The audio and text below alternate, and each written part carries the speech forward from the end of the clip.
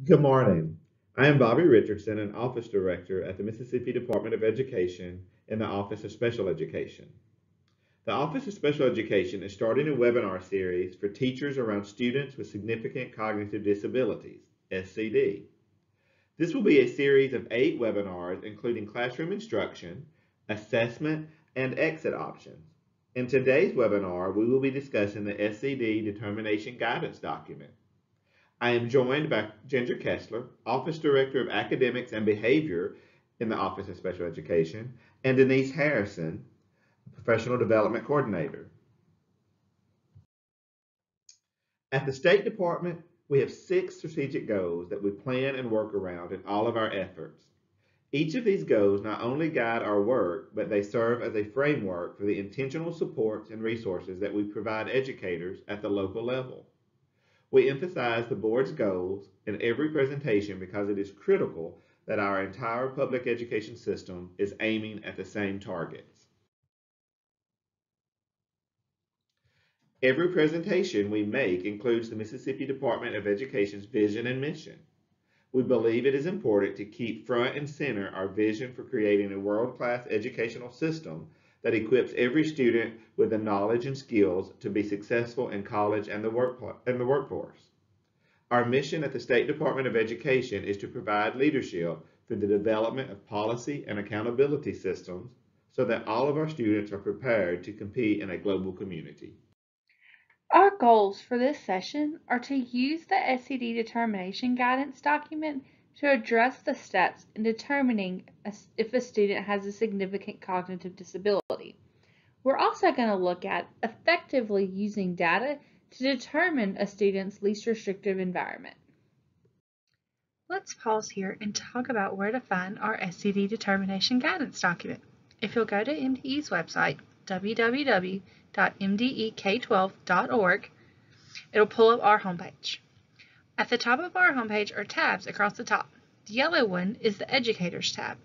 If you'll hover over it, they'll open up and you can click on Special Education. That will bring you to the homepage of the Special Education team's website. Over on the right, about halfway down, you'll see Information and Publications. Click on that link and that'll bring you to another landing page. On that page, if you'll scroll down towards the bottom, you'll see IEP Development Guidance. That first link under that title or under that section is our SCD Determination Guidance document. There's a couple of things that we have to consider or keep in mind whenever we start discussing significant cognitive disabilities. The first one is that hallmark of all special education. SCD determination is an IEP committee decision. And y'all, they have to be making that decision based off of data. So you've got to have the data in order to be able to answer the questions in the IEP for determining SCD status. As a state, we've worked really hard to ensure that we're not over-identifying or disproportionately identifying students with significant cognitive disabilities. And so we need to remember that this group of students should represent no more than 1% of our student population. IEP committees also need to remember that it's not determined by IQ alone. There are lots of factors to consider when we're looking at, does a student have a significant cognitive disability? Poor performance on state assessment is not a qualifying factor. So when we're saying a student has a significant cognitive disability, we're saying that general education assessments, even with extensive accommodations and modifications, are not appropriate for the student, and that's why they'll be eligible to take the alternate assessment. Placement is also not based off of an SCD determination, so we kind of have a historical attitude that because a student has a significant cognitive disability, then they're automatically a self-contained student. And y'all, the two don't go hand in hand. We need to consider lots of, all the appropriate factors when determining that placement for the student. Something else to consider or remember is that when we see students with significant cognitive disabilities, we're going to see a range of disabilities. So you're going to see students from across different eligibility categories. However, there are a few that are ruled out or excluded in that definition, such as a specific learning disability or an emotional disability. So make sure that as we're determining significant cognitive disability eligibility, that we're up to date or keeping in mind those most current rules. Okay, make sure you have your determination guidance document that Ginger told you how to find on the website. When you're looking at your IEP, when you're determining the SCD eligibility, there are 3 questions on there, and sometimes they can get a little wordy or it's hard to understand. So this document has divided those 3 questions up into additional questions. The first one we're going to talk about is cognitive deficits and poor adaptive skills. Your student must show significant loss in both of those areas, cognitive as well as adaptive skills. Those adaptive skills mean how does your student maneuver safely in their environment. All right, if you find that first box on your guidance document, it has 3 questions in that. All right, the first one talks about IQ scores or developmental level that must be 2 or more standard deviations below the mean. Now, not all students will have an IQ score, so if they don't have one, it's okay, but you do need to look at those scores in the comprehensive evaluation. If you're not sure where to find that, the person that does the testing for your district, they can help you find that. Okay, now let's look at the second question. The student is not able to exhibit adaptive skills that would allow him to function safely through their daily life. Now, we're going to look at this as, can they independently go to the restroom? How do they function in the cafeteria through the line? Do they know things that are harmful to them if they put them in their mouth? Those are the adaptive skills that you need to be looking at. The third question is, even if you give them accommodations and modifications in the general education classroom, are they able to make progress? Now, all 3 of these have to be yes in order to have that first yes circled. Now, I will say this, if the student is more than 2 standard deviations below the mean, but they are able to function adaptively in the classroom, they are not SCD. That's according to this determination guidance document.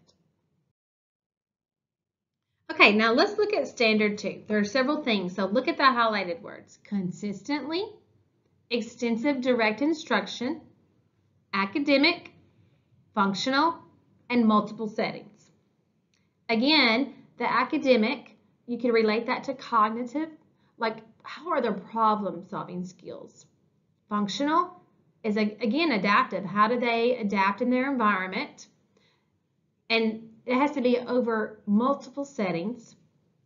And then the application and transfer of those skills. Now let's look at the second box. And here are the questions. There's only 2 questions on this one. And let's look at those. The student consistently requires extensive, repeated, individualized instruction. And that is temporary. It's not temporary or transient. Now that just means, like, you can look at it like this. They had a car wreck and they broke their leg, so their leg is going to heal. That's a temporary, that's temporary in nature.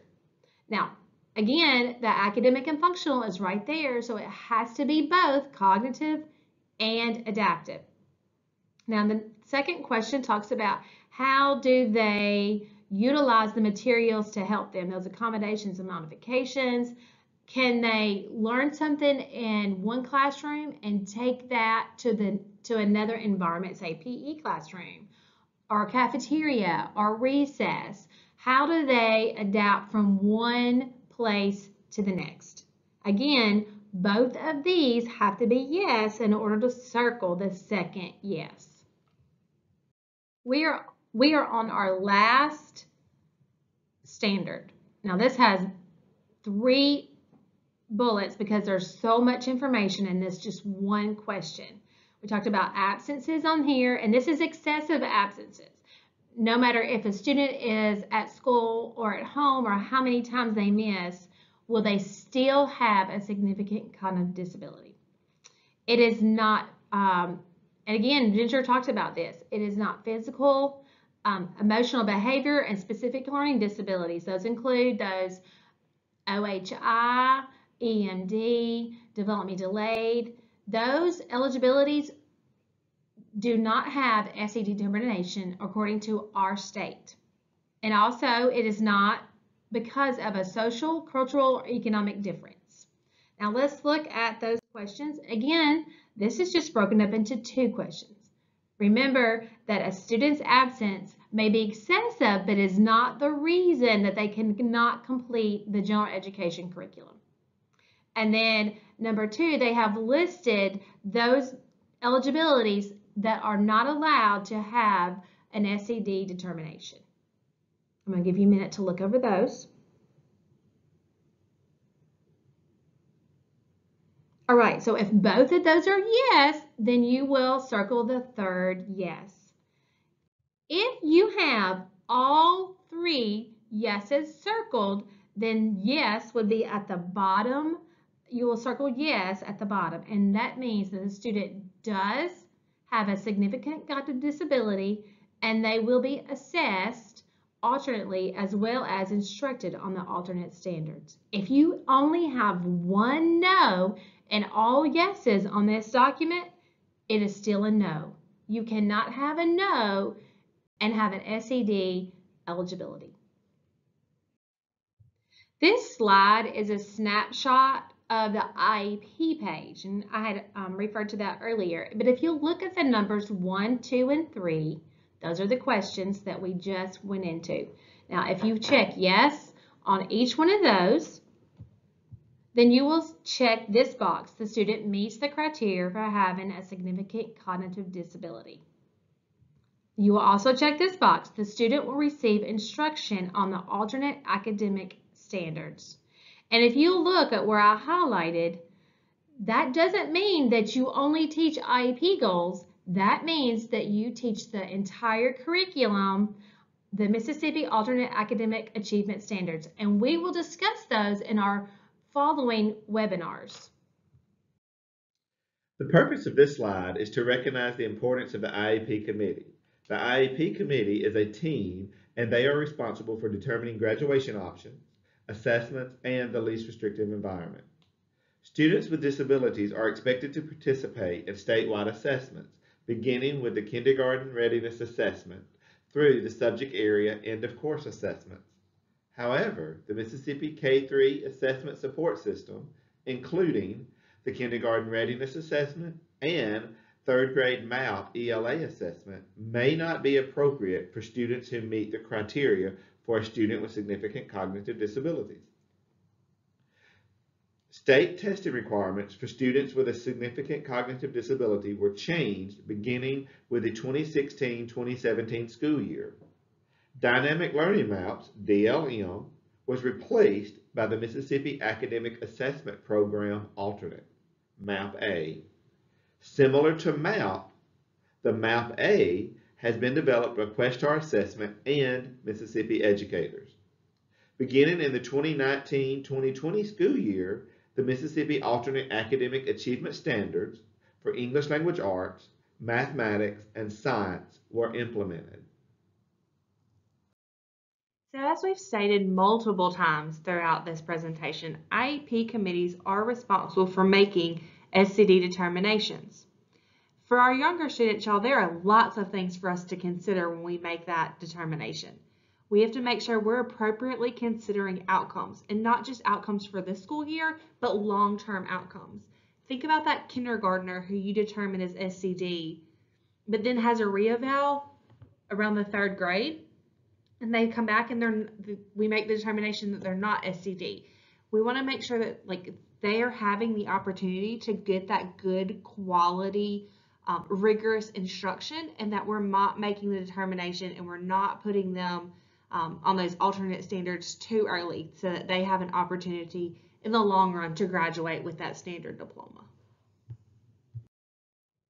In conclusion of today's webinar, are we placing the student where they can get the most help or where they can be most managed? And that's a great question to ask as you are in your IEP committees and as a team is making that decision. As we finish up this first episode of our webinar series, I want to make sure that you guys know how you can submit questions to us. If you'll send your questions to spedta@mdek12.org, we're going to compile those questions, and in our very last episode of this series, episode number 8, we're going to pull together those and try to answer any that are submitted. So make sure you send that to us and we'll collect them and then answer them in that last one. We'd like to thank you guys for joining us today, and we hope you've enjoyed this episode of our SCD webinar series. If the Office of Professional Development or MDE's Office of Special Education could be of any assistance, we encourage you to reach out. We're here to help. Make sure you're on the lookout for all the rest of our episodes, and we look forward to the rest of the series with y'all.